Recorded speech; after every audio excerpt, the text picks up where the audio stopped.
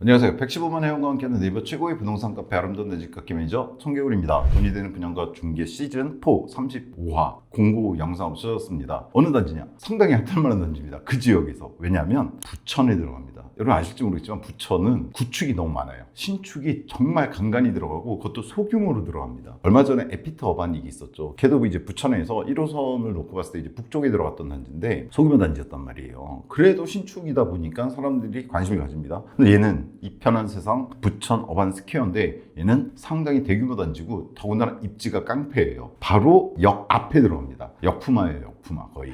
그래서 상당히 부천에서 핫할 만한 단지 이렇게 보시면 됩니다. 공고 영상이고요. 이 단지에 대한 제 한 줄 평은 이렇습니다. 18, 19, 20 고2, 고3 대학교 1학년? 그 나이가 아니고요. 얘 분양가가 조금 어떻게 생각들 하실까요? 좀 비싸다고 느끼실 수 있거든요. 84 기준으로 10억이 넘었어요. 근데 제 생각에는 이 같은 경우에는 18, 19, 20이 될 것이다. 18, 19, 20억 정도 될 거다라는 생각이 드는 겁니다. 많이 욕하실 것 같은데 이유가 있습니다. 사실 부천은 꽤 됐죠. 이제 시간이. 말도 안 되는 잡소리를 한 분이 있으셨어요. 뭐 이부 망천이란 말도 안 되는 소리인데 그런 소리 하신 분이 있었는데 상당히 부동산 쪽에서 보면 뭔가를 모르는 분이죠. 그리고 그 이후로 그 단어를 쓰시는 분들이 있어요. 근데 그거는 부동산의 비읍자도 모르시는 분들 이렇게 보시면 됩니다. 왜냐하면 여기가 부천이거든요. 서울과 인천 사이에 위치해 있는 애가 부천입니다. 원래 부천도 넓었어요. 옛날에는 여기저기 땅을 넘겨준 도시긴 한데 여하튼 얘가 인천과 서울 사이에 끼어있는 지역인데 여러분은 어떻게 생각할지 모르지만 서울 있잖아요. 서울에서 한강 남쪽의 서부 지역, 한강 북쪽의 서부 지역은 마포라든가 이 상암 쪽 잘 됐는데 한강 남쪽의 서부 지역은 이제 개발하고 있어요. 이제 어디? 노량진이라든가 흑석 쪽 이제 개발하고 있다고 보시면 돼요. 이쪽에 예전부터 있던 목동하고 여의도 제외하고는 이쪽이 서울임에도 불구하고 주거가 좋은 지역이 절대로 아니었습니다. 서울 서부라고 하는 곳이. 뭐 여기 구로라든가 개봉이라든가 이런 곳들이 안 좋았어요. 지금 이제 좀 재개발돼서 들어가고 신도림도 많이 변하긴 했죠. 즉 예를 들어서 부천에 중동신도시 들어갈 때 1기 신도시 들어갈 때 그때만 하더라도 서울 한강 이남 서부 지역은 주거로서는 안 좋은 지역이었습니다. 그리고 사실은 지금도 그래요. 지금도 몇몇 그래도 재개발이라든가 이렇게 돼서 들어간 곳 제외하고 그리고 이제 막 들어간 노량진이라든가 흑석 제외하고는 그렇게 좋지 않습니다.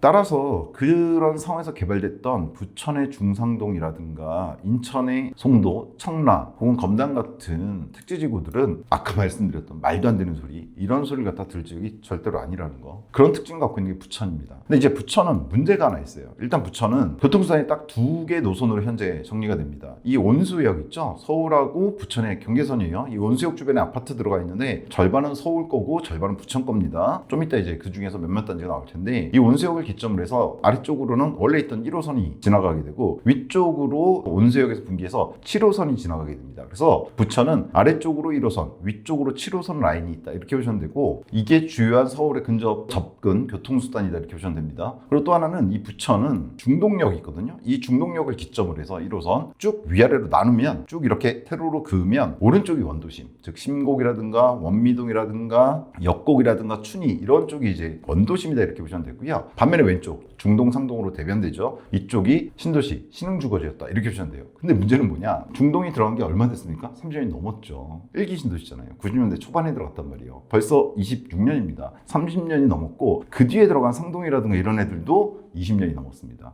지금 뭐냐면 부천은 이 중상동 쪽이 개발 계획에 따라서 특지적으로 잘 개발이 됐는데 연차가 너무 오래됐어요. 그렇다고 해서 원도심은 재개발이 이루어졌느냐? 지지부진하죠. 그나마 이루어지고 있는 게 바로 이 역곡 쪽하고 소사 쪽에 있는데 오늘 보여드릴 게 바로 이 소사역에 들어가는 겁니다. 이렇게 보시면 됩니다. 사실 부천이 다른 지역과 다른 거는 입지는 상당히 좋아요. 서울 접근성 좋잖아요. 광명이나 부천이나 비슷합니다. 서울 접근성. 물론 광명이나 서울이나 서울 접근성 나쁘지 않단 말이에요. 그런데 광명은 지금 재개발들이 쭉 됐죠. 주공단지들. 최근에 저희가 분양가 중개에서 보여드렸잖아요. 근데 부천은 중상동 개발한 뒤로 20년이 넘도록 제대로 된 개발이 들어간 게 거의 없다고 보시면 됩니다. 지금 중동 재건축 얘기가 나오지만 조금 더 기다려야 되고 왜냐하면 여타 신축들이 가격이 좀 올라줘야지 재건축이 탄력을 받는데 아직 그런 데들이 없었거든요. 근데 바로 그 역할을 해낼 단지가 저는 이번에 들어가는 거라고 봅니다. 바로 얘입니다. 어반스퀘어 딱 보시면 소사역이 있어요. 1호선하고 서해선이 교차하는 W역세권인데 보시면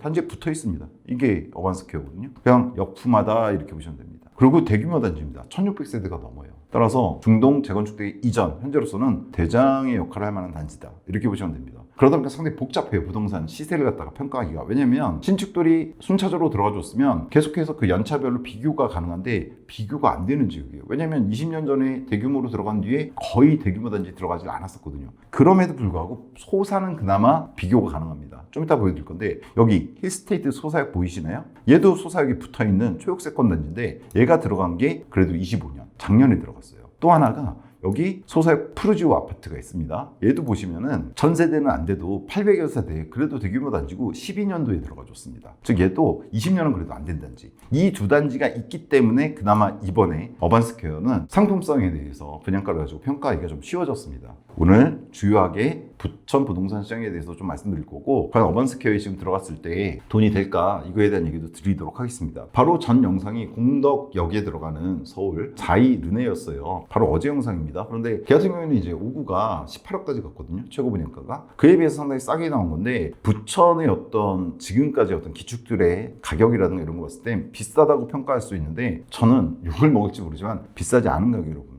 이번 분양가가. 왜냐하면 부천의 복잡한 부동산 상황을 갖다 고려했을 때 그 얘기를 오늘 드리려고 하는 거예요. 사실 그래서 최근에 부동산 전망편을 계속 말씀드리고 있죠. 연초에 인천편 해드렸었고, 얼마 전에 경기 광주편 올려드렸고, 사실 뭐 다음 시간쯤에서 인천 청라편도 보여드릴 건데 아마 부천편도 조만간 다루게 될 것 같습니다. 부천이 상당히 재밌게 들어가고 있는 지역이라고 보시면 돼요. 여하튼 지금 한 줄평은 18, 19, 20, 즉 이번에 분양하는 어반스퀘어의 뭐랄까요, 조만간 맞이하게 될 가격이라고 봅니다. 18, 19, 20억 선까지 갈 것 같다라는 생각이 들어요. 왜 그런 생각을 하는지 보겠습니다. 일단 기본적인 투자성이 있는지 봐야 되는데, 일단 대단지입니다. 아까 말씀드렸지만 1649세대예요. 부천에 들어가는 신축 단지 중에서 이런 단지는 거의 없다고 보시면 돼요. 그래서 지역 핵심 단지입니다. 부천에는 신축이 분양했다면 화제가 될 수밖에 없습니다. 왜냐면 20년 전쯤에 대규모 개발, 더 거슬러면 30년 전에 중동 개발, 앞에서 중상동 개발된 이후에 개발된 게 없어요. 인천은 그래도 꾸준히 꾸역꾸역 들어가고 있잖아요. 부천은 아예 그런 게 없었어요. 들어가봐야 중규모 단지, 대부분 소규모 단지들이 들어갔는데 얘가 좋은 위치에 대규모로 들어가기 때문에 상당한 화제성을 갖고 있는 단지다, 이렇게 보시면 돼요.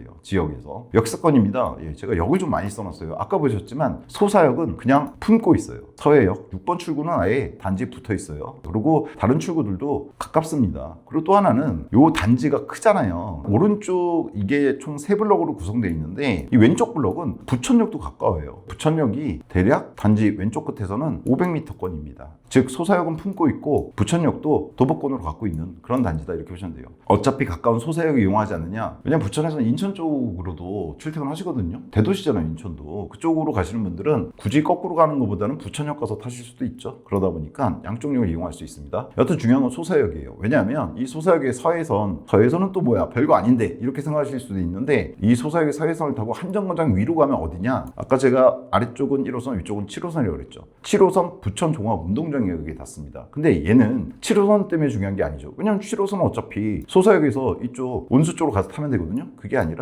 여기 뭐 들어옵니까? 부천 종합운동장역에 GTX-B가 들어오죠. 그러면은 소사역에서 품고 있는 소사역 6번 출구를 통해서 타면은 한정거장 가서 GTX-B를 이용할 수 있는 곳, 그곳이 바로 어반스퀘어다, 이렇게 보시면 됩니다. 그래서 제가 이렇게 역들을 써놓은 거예요. 일단 소사역이 제일 중요합니다. 바로 품고 있는 역이기 때문에 1호선과 서해선을 이용할 수 있고요. 부천역도 도보권에 있습니다. 단지 왼쪽에서는 500m권. 더 중요한 건 부천 종합운동장역입니다. 현재 7호선만 다니고 있는데 이 소사역에서 서해선을 이용해서 한정거장 올라가게 되면 여기 부천 종합운동장역에 닿게 되고, 향후에 GTX-B를 이용해서 서울역까지 아마도 대략 10분대 끊을 수 있지 않을까, 이런 생각이 드는 거예요. 따라서 상당히 좋은 입지. 그리고 온수역까지 가서 7호선을 갈아타서 이용할 수도 있다라고 보시면 됩니다. 따라서 이런 전반적인 측면 봤을 때 대단지라는 측면, 특히나 부천에서 귀한 신축인데 대단지의 초역세권 신축이라는 점에서 얘는 당연히 하방 경직성은 갖출 거다라고 봅니다. 두 번째로 분양시장 흐름을 파악하는 데 필수 단지입니다. 부천 신축이라는 점도 있고요. 지역 관심도가 상당히 높아요. 또 하나는 GTX-B입니다. GTX-B 노선에 따라서 제가 올해 초에 인천편이 용현 하객을 다뤄드렸었잖아요. 청학역 개설과 더불어서. 걔네들도 상당히 많이 오를 텐데 이 GTX-B는 부천 쪽에도 큰 영향을 미칠 겁니다. 특히나 이 단지처럼 GTX-B를 이용하는 데 있어서 수월함을 갖고 있는 단지들은 상당히 많은 폭의 상승이 예측이 되는데, 그런 측면에서 한번 훑어봐야 되는 단지 1회 그래서 분양가 중개에서 다루게 됐습니다. 일단 기본 정보를 좀 빠르게 보고 투자성을 뒤에서 자세히 설명드리겠습니다. 일단 청약은요 4월 27일, 28일 이틀 걸쳐서 특공이 있고요. 29일, 30일에 일반 1, 2순위가 있다 이렇게 보시면 되고요. 교통은 좀 전에 말씀드린 것처럼 소사, 부천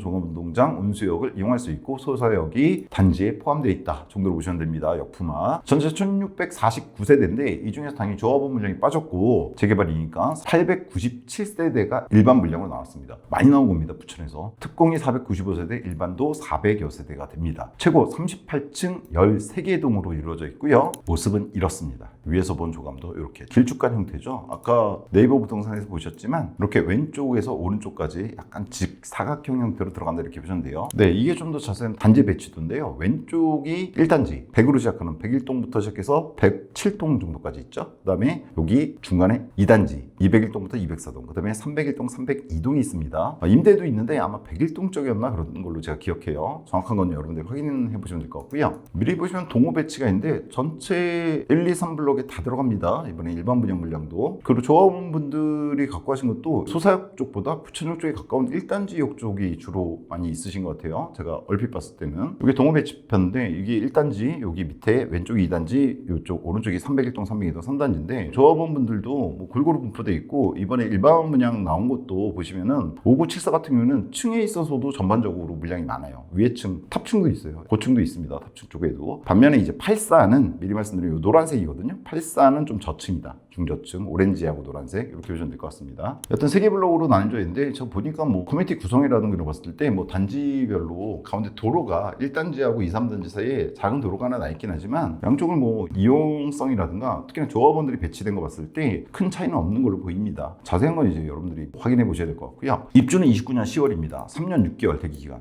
그래도 길죠. 3년 6개월이면 최근에 2년 6개월 정도였던 대기기간이 3년 정도까지 늘어났지만 얘는 거기서 6개월이 더 플러스 됩니다. 나쁘지는 않다고 봐요. 저는 이게. 왜냐면 얘가 상대적으로 부천에서 현재까지 나와 있는 어떤 시세로 봤을 때는 그렇게 낮지는 않은 분양 가격이거든요. 다만 뭐 정부 규제를 받는 분양 가격은 아닌데 그럼에도 불구하고 다소 높게 느껴질 수 있기 때문에 부천에서는 자금 마련을 하는 데 있어서 좀 여유가 있는 게 좋겠죠. 그래서 3년 6개월은 나쁘지 않다라는 생각이 들고요. 더군다나 29년 10월이면은 GTX비가 개통이 가시화됐을 때이기 때문에 나쁘지 않다 이런 생각이 듭니다. 분상제 적용 안 되는 곳이고요. 전매 1년만. 다만 전매 1년이라고 해서 단기 투자 생각하시지는 마시고요. 전체적인 자금 계획 세우시고 중장기로 가시는 게 맞습니다. 중장기로 가야지 돈을 법니다. 부동산으로. 절대로 단기로는 돈 벌기 힘들어요. 부동산에서. 분양가 중요한데요. 요거 보고 이제 비싸다고 생각하실 수도 있어요. 5구형이 일단 481세대가 나와서 주력입니다. 7.8억에서 8.6억에 나왔고 74가 316세대. 적지는 않죠. 9.2에서 10.2억. 10억선이 뚫렸고요. 814는요. 딱 100세대가 나왔는데 10.1억에서 시작해서 11.4억까지 나왔습니다. 기본 분양가입니다. 확장비는 5구 2200, 74가 2700, 84는 3100만 원이고요. 에어컨은 680에 4기고 옵션이 있는데 얘가 좀 복잡해요. 여러분들 홈페이지로 보시면 아시겠지만 이 편한 세상에서 이렇게 되는 경우들이 많은데 이제 스타일링이라고 해서 얘는 타입을 좀 구분하고 그거에 따라서도 가격이 세세하게 나뉘어져 있어요. 그러다 보니까 개선하기가 상당히 복잡한데 일단 제가 대략적으로 계산한 겁니다. 웬만하면은 최고 옵션으로 넣었을 텐데 5구는 4천, 84는 5천까지 나올 수 있다. 옵션이. 물론 사실 이렇게 옵션이 많은 곳들은 입주하실 때 사제로 하시는 게 더 좋을 수도 있어요. 그건 여러분들이 뭐 개개별로 다르시니까 하시면 되는데 여하튼 지금 공고문에 따르면은 이 정도로 나와 있다. 최고 옵션을 했을 때 그러니까 선택이 좋은 거 있고 나쁜 거 있는데 좋은 걸로 다 때려박았다 이렇게 보시면 됩니다. 모든 단지를 그렇게 해드리니까. 그럼 어떻게 되느냐? 5구 같은 경우에는 확장비에 에어컨 합하면 대략 3천 정도 되고 옵션 4천 하면은 7천 정도 되는데 옵션을 다 하진 않으시니까 6천 그래도 더해드렸습니다. 그래서 나온 프로 최고 분양가고 84 같은 경우에는 확장비가 일단 3천이고 거기에 600 그다음에 5천 합하면은 거의 8천은 최소 든다고 봐야겠죠. 그래서 이 기본 분양가에다가 8천을 더했습니다. 자, 그래서 나온 실질적 분양가는 얼마냐? 5구가 8.4억에서 9.2억에 나왔다. 즉 5구가 9억을 뚫었다 이렇게 보시면 되고요. 84는 10.9억에서 12.2억에 나왔다 이렇게 보시면 될 것 같습니다. 계약금 5%, 중도금은 60% 이렇게 돼 있습니다. 문제는 이거죠. 실질 분양가가 84가 최고층 제일 좋은 놈 풀업을 했을 때는 12억이 넘어버린 거예요.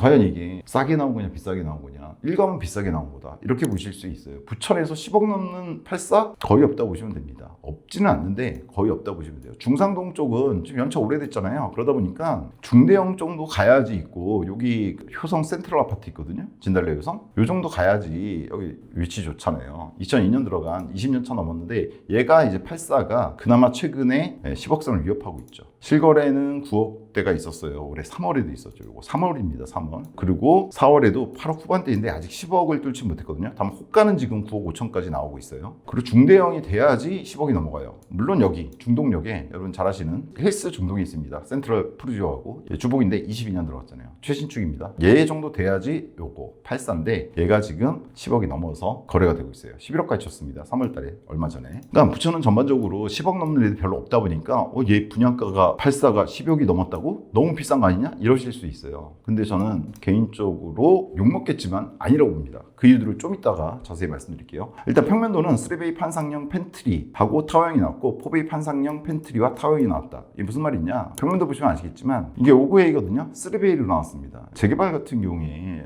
이렇게 나온 경우가 있죠. 강남도 이렇게 나와요. 얼마 전에 이제 광명도 다 이렇게 나왔는데 문제는 3베이 판상형까지는 좋은데 그러다 보니까 얘는 드레스룸이 따로 없어요. 그래서 여기 안방의 한쪽을 갖다가 붙박이장으로 전부 다 채워놓던가 아니면 침실 3을 갖다가 드레스룸으로 이용하는 경우들이 있는 거죠. 대신 뭐 현관은 그래도 양쪽으로 신발장 넣어줬습니다. 반면에 5구 B 타워형이죠. 타워형이기 때문에 오히려 얘는 드레스룸이 그래도 들어가져 있어요. 보이시죠? 현관도 그래도 나름대로 양쪽으로 역시나 신발장 넣어줬고, 근데 74를 가시면은 74도 A는 3베이 판상형이에요. 보통 74 정도면 4베이까지 가는데 재개발이다 보니까 이런 상황들이 나와요. 그리고 74도 보시면 드레스룸이 상당히 작게 들어가 있습니다. 여기 보이시죠? 요거. 그리고 따로 팬트리가 있지는 않아요. 그 다음에 74B를 가시면 타워형인데 타워형은 드레스룸이 그래도 제대로 갖춰져서 들어가고 현관 팬트리가 현관 크기만 해서 들어가주죠. 그러니까 판상형보다 오히려 타워형이 공간 효율성은 좀 더 좋은 것 같아요. 그리고 84를 가야지 4베이가 나와줍니다. 4베이 판상이 통풍 구조고 드레스룸 제대로 들어가져 있고 현관 팬트리도 들어가져 있다. 이렇게 보시면 됩니다. 84B는 타워형이고 드레스룸 제대로 들어가졌고 현관 팬트리 들어가졌다.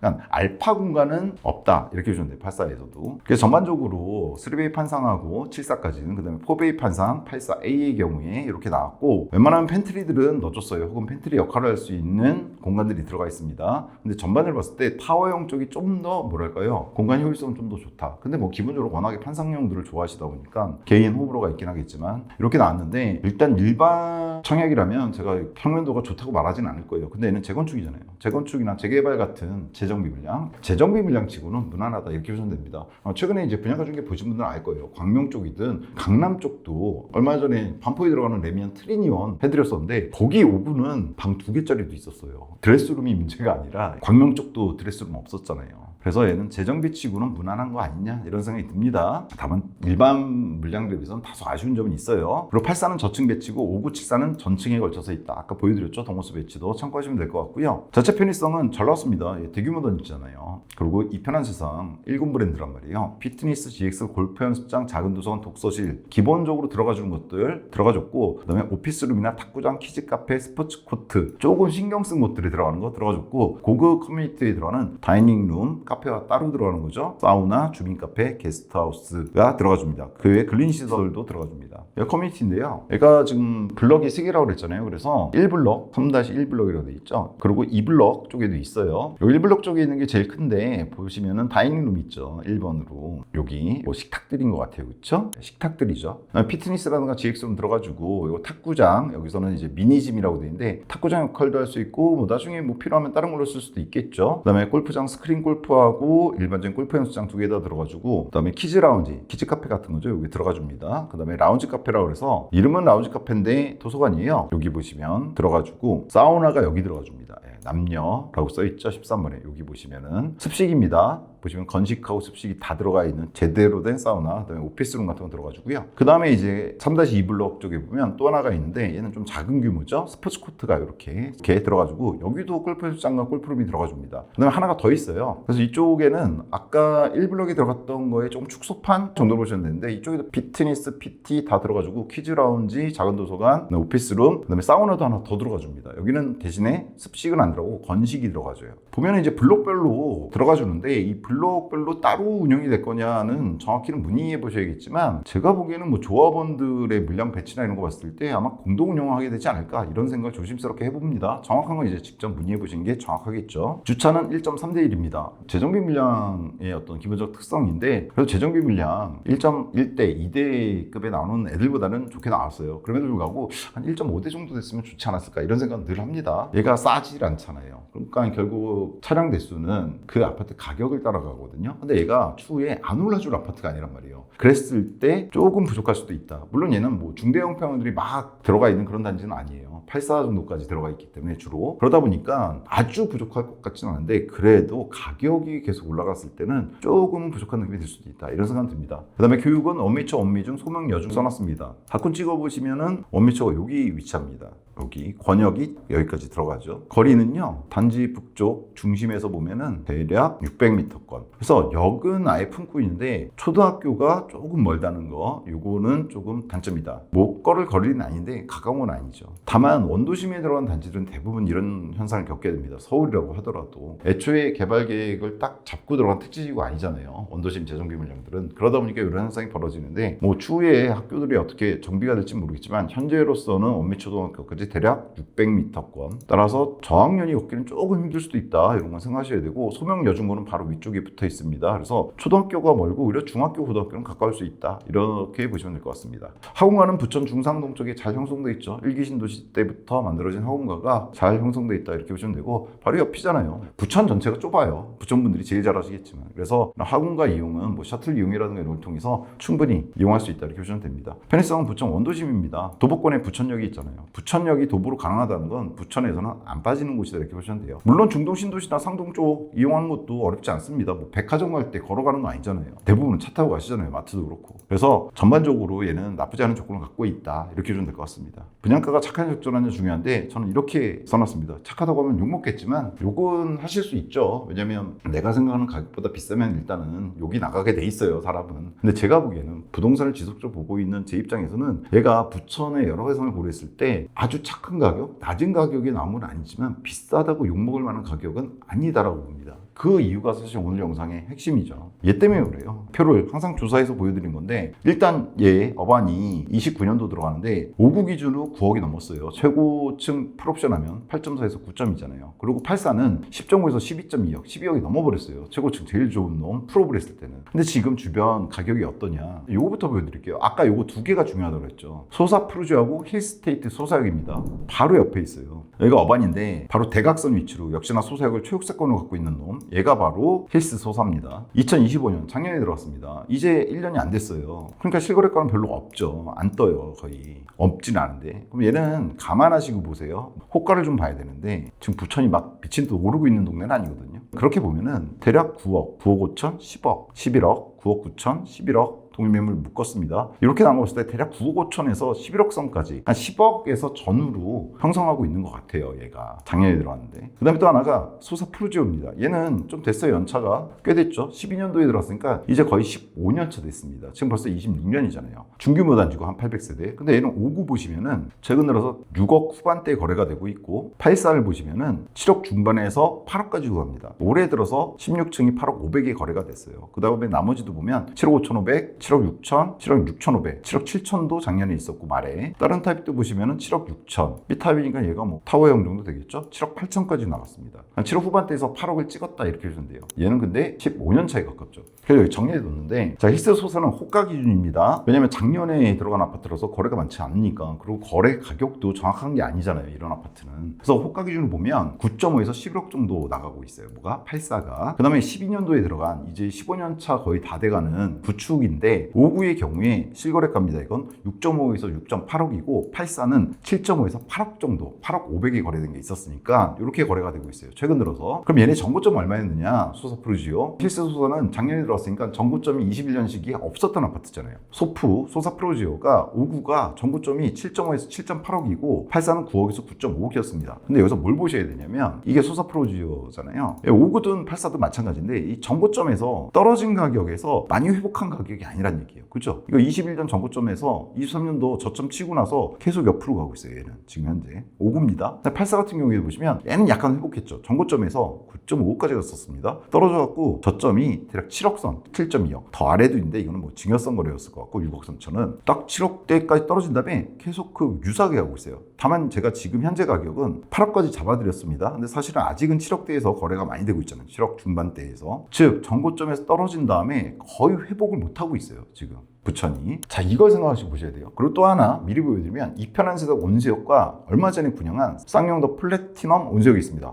이름이 힘들어요. 이편한세덕 온수역이나 쌍용더 플래티넘 온수역은 아까 잠깐 보여드렸죠. 이 소사에서 오른쪽으로 좀 가면 나오는 게 이 온수역이고 여기서 이제 부천을 통과하는 1호선과 7호선이 분기되는 곳이에요. 근데 여기는 서울이죠, 온수역. 근데 오른쪽은 서울인데요. 이 온수역 왼쪽은 부천입니다. 역세권으로 들어가 있는 아파트 중에 딱 봐도 아주 오래된 구축 몇 개 제외하고는 이 빌라 같은 것들 여기 이편한 온수역이라든가 쌍용더 플래티넘 온수역 있잖아요. 이거 둘 다 부천 거예요. 행정구역이. 이편에서 온수역 들어가 보시면 여기 써있죠. 부천시 소사구 괴안동에 속한다고. 얘가 20년에 들어왔어요. 준신축이죠. 근데 얘들 보시면 얘는 오르고 있어요. 좀 전에 보셨었죠. 부천 소사 쪽만 해도 아직 안 오르고 있거든요. 근데 이 온수역 쪽만 해도 미친 듯 오르고 있습니다. 후고점까지 가지 않았어요. 최근에 제가 후고점 얘기해드리는데 전고점에서 떨어졌다가 작년 하반기부터 이거 25년 6월입니다. 여기가. 즉 작년까지는 쭉 똑같이 소사처럼 옆으로 오다가 작년 하반기부터 올랐어요. 그래갖고 지금 전고점에 거의 근접했다 이렇게 보시면 됩니다. 5구 다른 타입도 마찬가지. 그 다음에 84도 이미 전고점을 뚫기 시작했습니다. 후고점 못 갔는데 전고점을 뚫기 시작했어요. B타입은 전고점이 너무 높은 놈이 하나 있어서 거기까지 못 갔고 10억 7천이었거든요. 근데 9.2억까지는 쫓아갔습니다. 그리고 쌍용도 플래티넘은 얼마 전에 분양했죠. 올해 분양한 겁니다. 근데 얘는 어땠냐면 84가 11.3억에 분양했거든요. 8대1 경쟁률 나왔고요. 1순위에서 완판됐어요. 지금 홈페이지 가보시면 100% 분양 성공 감사드립니다. 이거 떠 있습니다. 자, 요걸 갖고 이제 얘기를 해볼게요. 현재 전고점 하락 후 출발 시작점인 부천입니다. 즉 부천은 최근에 이제 제가 분양가 중에서 말씀드렸죠. 강남이라든가 수도권에서 1급지들 판교, 과천, 평촌 같은 데는 이미 후고점까지 즉 전고점 21년 전고점 대비 50%가 올랐어요. 그래서 멈췄죠. 이제 후고점까지 갔으니까. 반면에 하남이라든가 서울의 여타 지역들 이런 애들은 전고점을 막 뚫으려고 하고 있어요. 그리고 약간 뚫고 조금 올라갔거나 좀 전에 보신 온수역 쪽에 있는 아파트들이 딱 그 모습이에요. 이거 전고점에서 내려갔다가 이제 막 뚫으려고 하고 있어요. 좀 전에 말씀드린 강남이나 수도권에서 잘 나가는 애들은 이 전고점을 뚫고 여기 뚫고 후고점 이 전고점 대비 50% 이상까지 올랐고. 자, 그런데 부천은 어떻느냐 좀 전에 보여드렸잖아요. 온수가 부천과 서울 경계선인데 여기서 두 정거장 가면 소사거든요.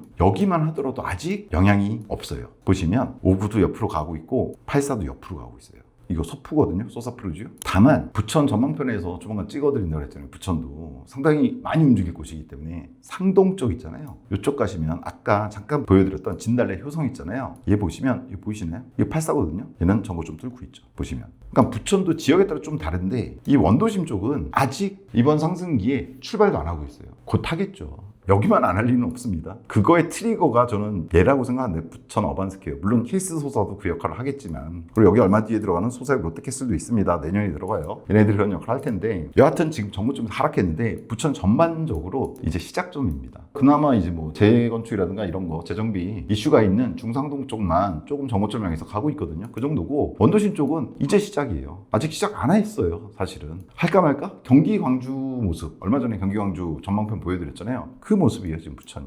그래서 어떤 현상이 벌어지냐면 이런 지역들은 분양가가 선도하는 듯한 느낌입니다. 뭐냐면 분양가가 지금 84가 12억이 나왔잖아요. 뭐 이렇게 비싸? 왜? 기축이 소사푸르지오 야 84가 8억인데 신축이라고 12억이냐? 이렇게 말씀하실 수도 있거든요.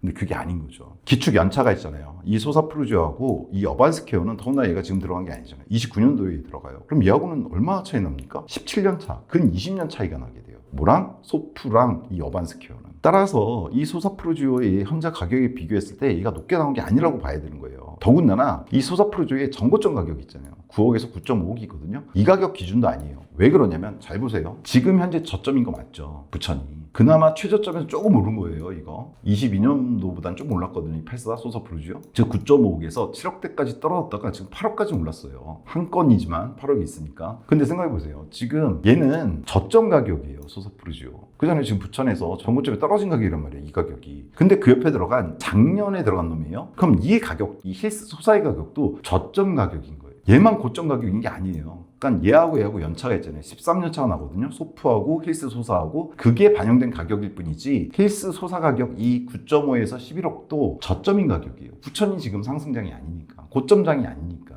그럼 이거 25년도에 들어간 이 힐스 소사에 비해서 얼마 높게 나온 거예요? 1억 높게 나온 거예요. 뭐가? 부천 어반스퀘어가. 근데 단지 규모라든가 이런 구성 이런 걸 봤을 때 그리고 얘도 4년차가 난단 말이에요. 힐스 소사하고 어반스퀘어도. 근데 1억 차이 난다. 그럼 이것도 뭐다? 어반스퀘어 현재 분양가도 저점 기준 가격이라는 얘기입니다. 얘가 고가로 나온 게 아니란 얘기예요. 이해가 되시나요? 소사 푸르지오가 현재 보이는 모습은 부천의 저점에 머물고 있는 가격을 그대로 보여주는 거고, 이 모습 이게 소프의 599 고점에 떨어져서 그대로 유지되고 있는 거, 이게 84예요. 고점에 떨어져서 그대로 유지되고 있는 거. 아주 저점 때보다는 조금 높게, 왜냐면 24년도에 7억 초반대 거래들이 있거든요. 그에 비해서는 그래도 7, 8천 올라줬잖아요. 한 10% 올라줬기 때문에. 그렇지만 아직은 고점에서 떨어져서 옆으로 기고 있는 상태란 말이에요. 저점 가격이에요. 그 가격을 신축임에도 보여주는 게 힐스소사. 얘도 저점 가격인 거예요.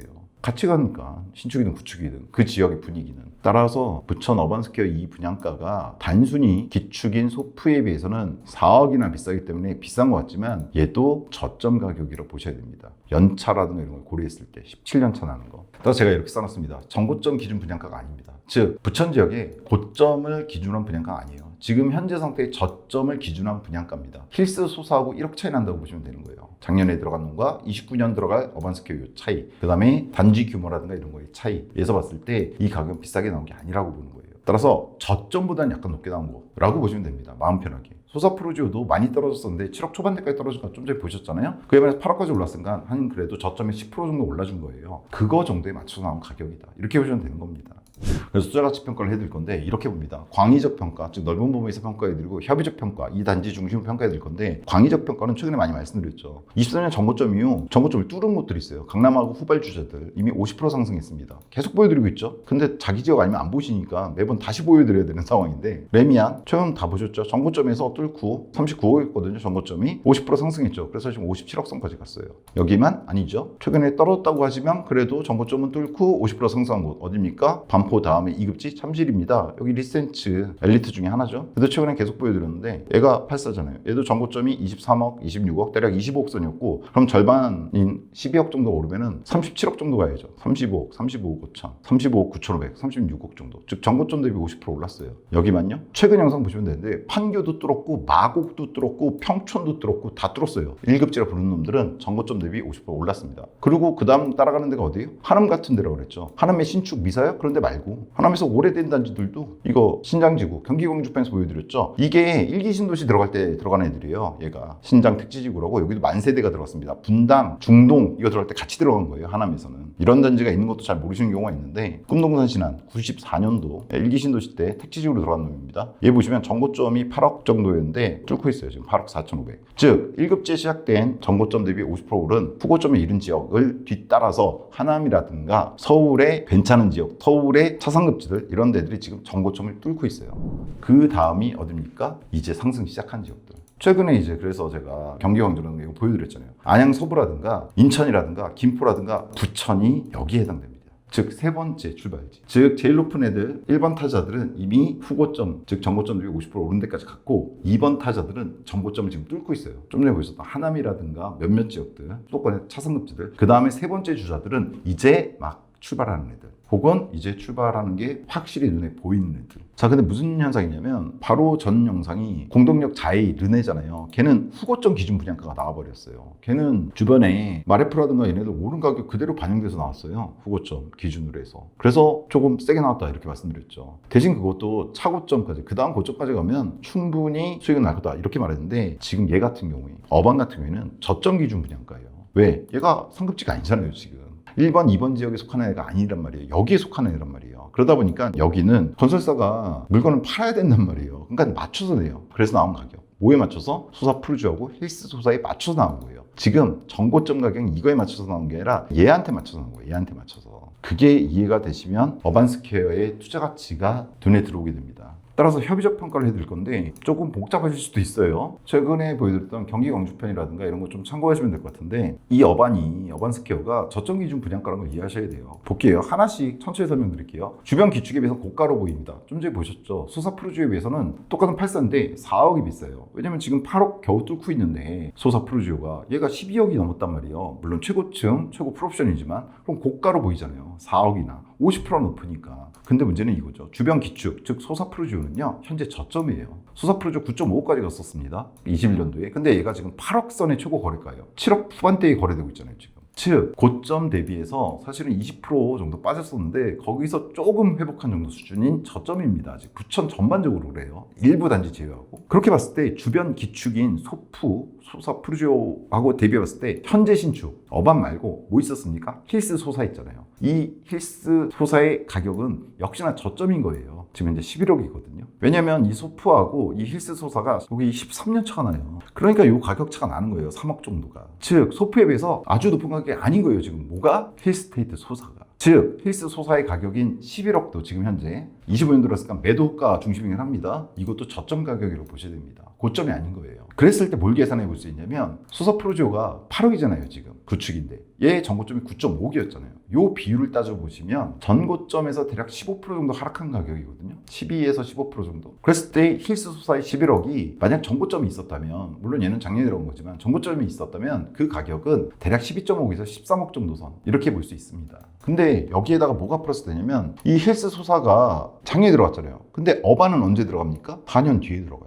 29년에 들어갑니다. 4년 차이가 나요. 그 얘기는 더군다나 어반은 소사역을 품고 있어요. 물론 힐스 소사도 좋지만 더군다나 대규모 단지고 커뮤니티도 잘 갖췄어요. 그럼 어반은 좀 더 높아야 돼요. 뭐가? 요 가격보다도. 정고점 생각해 봤을 때. 자, 근데 계속 제가 말씀드리겠죠. 후고점이 올 텐데 이제 시작한 지역이잖아요. 부천은. 경기 광주도 그랬고 서울 수도권의 상당수 지역이 지금 이 상태에 놓여 있어요. 인천에서도 이 상태에 있는 거고, 후고점은 좀 전에 확인시켜드렸지만 이 상급지들의 어떤 모습, 아까 보여드렸던 강남이라든가 잠실이라든가 하남은 그걸 향해 달려가고 있는데 50% 상승합니다. 정고점 대비. 야, 정고점 대비 후고점 50%나? 뭐 이렇게 많이 상승해? 이렇게 보실 수 있는데 10년 걸리잖아요. 정고점이 후고점은 1년에 4% 정도 오르는 거예요. 많이 오르는 게 아니에요. 근데 부동산은 매년 4% 오르는 게 아니라 저점에서 기고 있다가 한 5년 동안 기고 있다가 21년 정고점이고 지금 벌써 26년입니다. 한 4, 5년 기고 있다가 한 방에 그게 올라가니까 많이 오른 것처럼 보이는 거지, 10년 고점 대 고점으로 대비하면 연간 4% 정도, 즉 물가 상승률 정도 올라주는 거예요. 물가 상승률 뭐 3%라는데 아닌 것 같고, 그리고 물가 상승률보다 올라가는 단지가 있고 아닌 단지가 있잖아요. 대단지 기준인 거예요. 모든 주택을 평균 내면은 3%밖에 안 될 거예요. 물가 상승률. 근데 좀 좋은 단지는 그보다 좀 더 오른 거고 아닌 단지는 좀 낮게 오르는 거니까. 그랬을 때 정고점 대비 50% 오르는 게, 제가 지난 30년 동안 부동산을 보면서 뭐 저희 카페도 20년이 넘었잖아요. 2005년도에 개설한 카페인데, 그리고 제가 98년도에 처음으로 주택을 매수했었는데 30년 동안 제가 본 바로는 항상 똑같았어요. 고점끼리. 여러분도 직접 들어가서 30년 된 아파트를 보셔야 돼요. 30년 된 아파트는 그 주기를 다 겪으니까. 걔 고점이 10년 정도 주기로, 그러니까 98년 IMF 맞기 전, 08년 리먼 맞기 전, 19년도에 코비드 맞기 전, 요때. 그리고 19년도는 조금 이상했던 게, 이상했다기보다 재정정책 쓰면서 21년까지 좀 더 고점이 연장됐었죠. 그렇게 거의 10년 주기예요. 97년, 07년, 그 다음에 21년. 21년은 조금 차이가 나서 조금 더 많이 오른 건 있습니다. 그렇게 봤을 때 이거는 항상 모든 지역에서 일어나요. 강남이 먼저 고점에 도달하고 계속 가는 게 아니에요. 지금 멈췄잖아요. 강남하고 잠실도 멈췄어요. 왜? 뒤에 애들이 올라와야지 얘도 올라가요. 그 뒤에 애들도 똑같이 전고점 대비 50% 상승하게 되거든요. 그럼 뭘 계산할 수 있냐면, 자, 그럼 어반의 전고점은 얼마여야 되느냐. 어반은 물론 29년에 들어가기 때문에 21년 전고점 이런 게 없지만 지금 현재 들어가 있는 아파트를 갖고 계산하는 거죠. 역계산 했을 때 힐스 같은 경우에는 좀 전에 요거 계산해 드렸잖아요. 대략 12.5에서 13억 정도가 전고점의 가격이다. 지금 11억 하고 있지만 왜? 소사 프루지오 가격이 그걸 보여주기 때문에. 그렇게 봤을 때 아마 어반이 있었다면 어반의 전고점은 요거보단 높겠죠. 힐스보다는. 왜냐면 4년 차이가 나게 되니까. 그러면은 전고점 대비 50% 오른다 그랬잖아요. 적어도 13억은 간다는 얘기예요. 어반이 힐스 수사보다 4년 뒤에 들어가고 규모도 크지만 그냥 힐스 수사와 똑같다고 보더라도 만약 이 어반이 전고점이 있었다면 대략 이 정도 수준 된다는 얘기예요. 적어도 최소한 13억. 그러면 여기서 50% 얼마입니까? 대략 7억 정도죠. 그럼 얼마 간다? 후고점에 20억 간다는 얘기예요. 그래서 당해 단지 어반 말합니다. 후고점은 20억 이상이라는 얘기입니다. 근데 후고점이 언제 오느냐? 이미 강남이나 이런 데는 도달을 했고 하남 같은 데는 출발해서 전고점은 돌파하고 있고, 부천이나 경기 광주라든가 이런 애들은 이제 시작했어요. 아, 부천은 왜 늦게 시작했느냐? 딴 거 아니에요? 부천이 나빠서? 아닙니다. 아까 말씀드렸죠. 부천은 새로 들어간 아파트가 없어서 그래요. 그렇잖아요. 20년 전 아파트 제외하고는 그나마 최신축 대단지로 들어간 건 20년 전이에요. 황동 쪽에. 중동 쪽은 30년 됐고. 그러다 보니까 신축이 나중에 간간히 들어가다 보니까 그게 이제 시작되는 것 뿐이지 입지 자체는 나쁜 데가 아닙니다.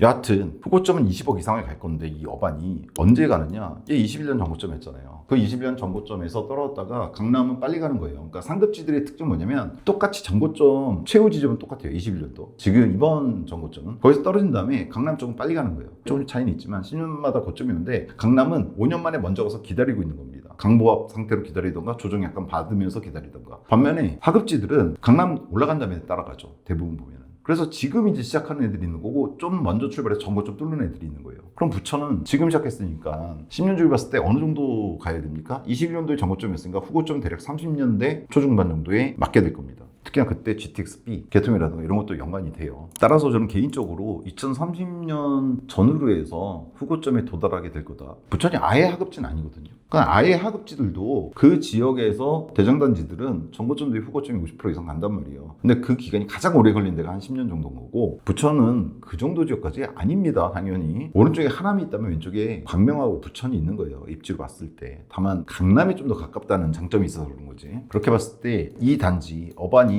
20억을 뚫게 되는 거는 저는 30년 전으로 보는 겁니다. 근데 얘 분양이잖아요. 얘 언제 들어갑니까? 입주가 29년도였잖아요. 그럼 얘는 들어가고 얼마 뒤에 부천 전반적인 시장이 겪게 될 후고점을 맞게 될 거예요. 그래서 나쁘지가 않다고 제가 생각하는 겁니다. 얘가 전고점 대비 가격이 아니라 저점 대비 가격으로 지금 분양이 된 거기 때문에 소프와 힐스 소사에서 확인되는. 더군다나 얘는 최국세권의 GTX-B도 이용해가 용이에요. 그리고 기본 단지 여건, 커뮤니티라든가 이런 거 좋아요. 주차가 1.3 된 게 조금 아쉽긴 한데 그럼 얘는 뭡니까? 후고점에서도 선두주자로 치고 나갈 애들이에요. 그러니까 30년대 후고점이 오고 또 조정 국면에 들어가겠죠? 그 다음에 다시 오를 시기가 있을 거 아니에요? 그때 제일 먼저 치고 나가래 라고 보시면 됩니다. 조건이 깡패라서. 특히나 부천 원래 사시는 분들이 그런 얘기 하실 수 있어요. 근데 아닙니다, 여러분. 입지는 이게 들어갔을 때와 지금 보이는 모습은 전혀 다른 모습인 거예요. 제가 부천에 분양 그래도 꽤 몇 편 작년부터 해드렸잖아요. 이저 항동 옆에 들어간 애도 해드렸었고 200세대짜리 얼마 전에 에피타 어바닉도 해드렸는데 이 남쪽 여기 보면 장난 아닙니다. 고객길로 해서 이거 단지 들어가 있는 거 이것도 해드린 적이 있어요, 이쪽도. 근데 이런데 이렇게 대규모 단지 딱 들어놓고 보면 정말 바뀌는 게 보이실 거예요. 저는 전반적으로 부천의 어떤 변화를 잘 보여주는 단지가 아닌가 이런 생각이 들어요. 그래서 저는 이 파란산 부천 어반스퀘어에 대해서 미래가치 이렇게 봅니다. GTX-B 개통이 상당한 영향을 미칠 겁니다. 특히나 얘가 입주했을 때가 이 GTX-B가 개통되는 시기잖아요. 29년 10월에 얘가 들어가는데 뭐 GTX-B도 대략 그 정도에서 개통이 지금 예정돼 있으니까 서울 서부권과 연계지역 시세를 갖다가 생각해봐야 되는데 아까 초반에 말씀드렸지만 서울 한강 남쪽의 서부권은 거의 개발이 안 됐었어요. 근데 지금 되고 있죠. 어디? 흑석하고 노량진. 얼마 전에 노량진 라클라체 자이드파이 걔 얼마였습니까? 84가? 20억대였어요. 25억 같잖아요. 흑석도 지금 20억 넘어갔어요. 뭐가? 84 신축이 분양가도 그 다음 거주할 수 있는 데가 요 1호선 따라서 어디 있어요. 개봉도 있고 오류 있는데 근데 여기도 비행기 지나다니고 이거 장난 아니에요. 여기. 그리고 여기도 지금 재개발 이제 막 들어갔어요. 여기. 그나마 괜찮고 들어간 게 아이파크인데 이거 민간 물량이 아니잖아요. 즉 서울 서부권, 서울 한강 이남 서부권, 한강 이북 서부권, 마곡이나 이런 데는 지금 벌써 미친 듯이 올라 있습니다. 50% 찍었어요. 정고점 대비. 근데 이 서울 서부권과 연계 지역들, 그 연계 지역이 딴 데가 아니죠. 온수에서 이어지는 부천입니다. 이 시세가 계속해서 올라갈 거고 그게 이 어반스퀘어가 29년 입주했을 때 가격을 보장해 줄 거다 이렇게 보는 겁니다. 정보 규제 후고점이 있습니다. 정보 규제가 있는데 이 정보 규제가 당연히 해야 돼요. 좀 전에 말씀드렸잖아요. 정고점 대비 50%는 후고점들이 이렇게 막 터지기 시작하면 10년으로 보면은 5% 상승인데 단기간에 오르잖아요. 부동산은 떨어졌다가 5년 떨어졌다가 단 5년 만에 특히나 강남 같은 데는 거의 떨어지지 않고 있다가 안 파니까 한 1, 2년 만에 이 상승을 보여줬거든요. 그리고 이제 보합이 시작되는 건데 그 보합이 왜 이루어집니까? 정부가 규제해야죠. 후고점에 도착한 지역들은 규제를 맞을 수밖에 없습니다. 그래야지 또 밑에 지역들도 올라주기도 하고. 따라서 이 정부 규제에 따라서 이 정부 규제가 위쪽 지역을 갖다가 멈춰놨기 때문에 그거에 대해서 뭐 키 맞추기다, 풍선 효과다 이렇게 말씀들 하시는데 그게 아니라 전반적으로 보면 그 10년간의 어떤 소득 축적에 따른 것들이 갈 방향을 잡아야 되는데 더 이상 위쪽은 못 가잖아요. 후고점이 다 다른 지역은 규제도 심하고 그럼 이런 쪽으로 가게 되는 거예요. 정부 규제가 있기 때문에. 그리고 부천이 전반적 후고점을 30년도 정도에 이루게 될 것 같은데 여러 가지 호재도 있고 중동 쪽 재개발도 30년쯤이면 가시가 될 겁니다. 이런 애들이 올라주니까 또 그게 추동되는 것도 있고 따라서 그런 것들이 전부 다 이 어반스퀘어의 미래가치가 될 거예요. 부상량과 주변 개발이 있습니다. 소사 쪽 그나마 부천에서 대규모로 정비가 좀 되기 시작한 구역이에요. 온수 쪽도 있긴 한데 딱 보시면 소사 역세권 지구에서 여기 롯데캐슬 더뉴이라든가 힐스 소사역 이런 거 들어갔잖아요. 그리고 이번에 어반스퀘어 들어가게 되는데 이 오른쪽이 좀 돼야 되는데 여하튼 이렇게 됐을 때 전반적인 주변 개발이 있을 거고 그에 따라 나오는 분양가는 지속적으로 상향될 겁니다. 그래서 이런 것들이 전부 다 미래의 가치다. 기본적으로 다른 일이 벌어지지 않더라도 기본적인 부동산 흐름, 이제 시작한 부천의 어떤 정고점을 향한 출발, 그리고 그 정고점을 뚫고 후고점까지 갈 그 상황을 갖다 보면 얘는 미래 가치를 충분히 갖고 있는 단지다라고 저는 봅니다. 마지막 한 줄평이 이렇습니다. 분양가가 선도할 때가 좋은 시절입니다. 이게 뭐냐? 이게 더 중요할 수도 있어요. 분양대에서 들어가시는 거 좀 나쁘지 않다고 봐요. 근데 아까 보여드렸죠. 여기 힐스 소사든 소사 푸르지오든 중상동 쪽의 기축이든 뭐든 아직 부천도 특히나 84, 5구는 좀 오른 애들이 보이는데 안 올랐어요. 아직. 이제 시작하기 시작한 지역입니다. 그러다 보니까 뭐가 있냐면 분양가가 높은 것 같이 느껴지는 거예요. 분양가가 선도하는 것처럼 느껴지는 거예요. 근데 거꾸로 이거는 기축이 싸다는 얘기입니다. 상대적으로. 경기 강주 편에서 말씀드렸는데 이게 더 중요할 수 있어요. 그래서 제가 어차피 분양 물량은 이거 800세대밖에 안 나오잖아요. 부천 인구가 몇인데요. 그래서 얘도 제가 아마 연휴 끝나고 이번에 연휴가 있잖아요. 급조된 연휴죠. 5월 1일이 노동절 이제 쉬게 되면서 연휴가 만들어졌는데 연휴 끝나고 아마 제가 부천도 전망표를 하나 띄워드릴 것 같습니다. 왜냐면 부천도 조만간 급격하게 기축들의 상승이 보일 거예요. 지금은 분양가가 선도하는 것처럼 보이지만 이때가 좋은 겁니다. 기축 사기에. 그렇잖아요. 강남은 분양가가 뭐 분상질 때문도 그렇지만 기축이 워낙에 올라버렸으니까 분양가는 오히려 되면 좋은 거거든요. 그래서 거꾸로 이런 부천 같은 곳은 분양가 너무 비싼 것처럼 보이는데 이 얘기는 거꾸로 하면 기축을 사야 된다는 신호를 계속 보내주고 있는 거라고 보셔도 됩니다. 이 얘기는 다음 편 부천 전망편에서 말씀드릴게요. 사실 오늘 부천 전망을 조금 해드리려고 했는데 너무 길어졌어요. 오해하시면 안 됩니다. 제가 이런 영상 띄워드리면 뭐 분양단지 광고하는 거냐 아니냐 자꾸 이러시는데 광고면 광고라고 보여드려요. 제가 이 단지를 오늘 좀 길게 설명을 드렸잖아요. 이유가 이것 때문이에요. 사실은 기축. 광주편에서도 롯데 시그니처 분양단지 통해서 얘기 드리고 그 다음에 경기 광주편에 띄워드렸는데 경기 광주분들도 계속 그러시거든요. 롯데 시그니처 홍보하는 거냐고. 근데 제가 영상에서 계속 말씀드리는데 그거 그냥 되든 안 되든 그게 중요한 게 아니라고. 마찬가지입니다. 얘 되면 좋은데 얘 청약해서 되고 안 되고가 중요한 게 아니에요. 더 많은 다수의 분들은 기축을 신경 쓰셔야 됩니다. 부천시장에서.